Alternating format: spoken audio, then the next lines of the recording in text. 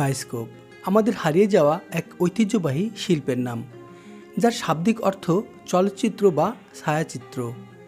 Cambridge ইংরেজি অভিধান অনুযায়ী বায়োস্কোপ শব্দের অর্থ একটি যন্ত্র যার দ্বারা কোনো পর্দায় চলমান চিত্র প্রদর্শিত হয়। মূলত মুভি ক্যামেরার প্রাচীন নাম হলো বায়োস্কোপ। ইউরোপ মহাদেশে 15 থেকে 17 শতাব্দীতে বায়োস্কোপ ব্যাপক জনপ্রিয় হয়ে ওঠে, আর 1894 সালের পর এর জনপ্রিয়তা বাড়তে থাকায় বিশ্বব্যাপী বায়োস্কোপ প্রদর্শন শুরু হয়। অনেকে বায়োস্কোপকে চলচ্চিত্র আবিষ্কারের পূর্বরূপ বলে মনে করেন, আর সেলুলয়েড ফিল্ম আবিষ্কারের পরবর্তী সময়টি ছিল এই বায়োস্কোপের স্বর্ণযুগ। বিভিন্ন তথ্যসূত্র থেকে জানা যায়, বিদেশি উদ্যোক্তা স্টেফেন 1896 সালে একটি থিয়েটার দলের সঙ্গে কলকাতায় আসেন এবং সে সময় তিনি বায়োস্কোপ প্রদর্শন করেন। এরপর স্টিভেন্সের উদ্দীপনা ও অনুপ্রেরণায় মানিকগঞ্জের হীরালাল সেন 1898 সালে বাণিজ্যিকভাবে দেশের বিভিন্ন স্থানে বায়োস্কোপ দেখানো শুরু করেন। মূলত গ্রাম বাংলায় বায়োস্কোপ ব্যাপক সমাদৃত হওয়ায় একে গ্রাম বাংলার সিনেমা হলও বলা হয়। তবে শহর অঞ্চলেও বায়োস্কোপের প্রভাব কম ছিল না। জানা যায়, আধুনিক ঢাকার প্রতিষ্ঠা লগ্ন থেকেই নবাব বাড়িতে নিয়মিত বায়োস্কোপের আসর বসত, আর এই বায়োস্কোপের সঙ্গে যুক্ত ছিল এক শ্রেণীর মানুষের জীবন ও জীবিকা। মূলত তারা বংশ পরম্পরায় সেটি লালন করত।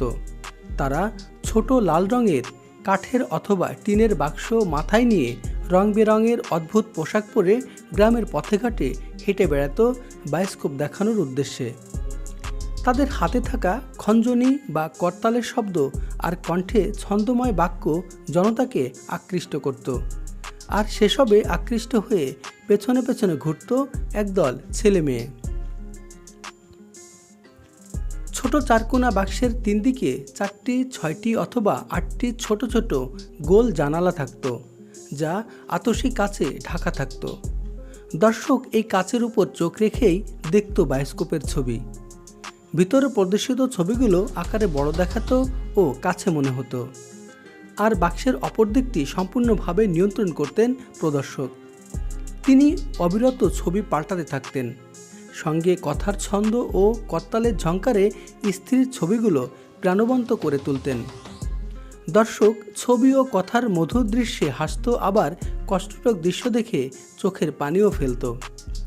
তাদের কাছে বায়োস্কোপ ছিল জাদুর বাক্সের মতো।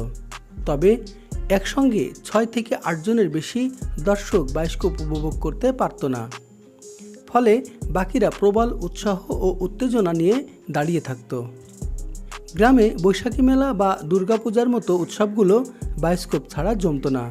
এছাড়া হাটে বাজারে ও শিক্ষা প্রতিষ্ঠান প্রাঙ্গণে নিয়মিত বায়োস্কোপের আসর বসত।